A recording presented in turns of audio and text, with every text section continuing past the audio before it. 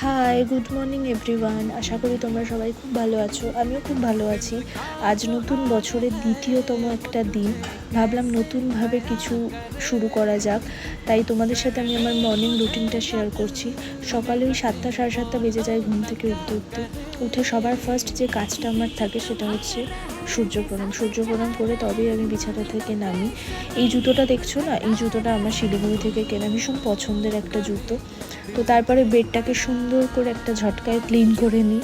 Clean করে fresh হয়ে একটু গরম জল নিয়ে এসে জানলার ধারে দাঁড়িয়ে দাঁড়িয়ে পরিবেশটা উপভোগ করতে করতে একটু গরম জল খেয়ে নিই, কারণ আমাদের তো শরীরটাকেও হাইড্রেট রাখতে হবে, আর শীতকালে খুব জল খাওয়ার প্রয়োজনও হয়।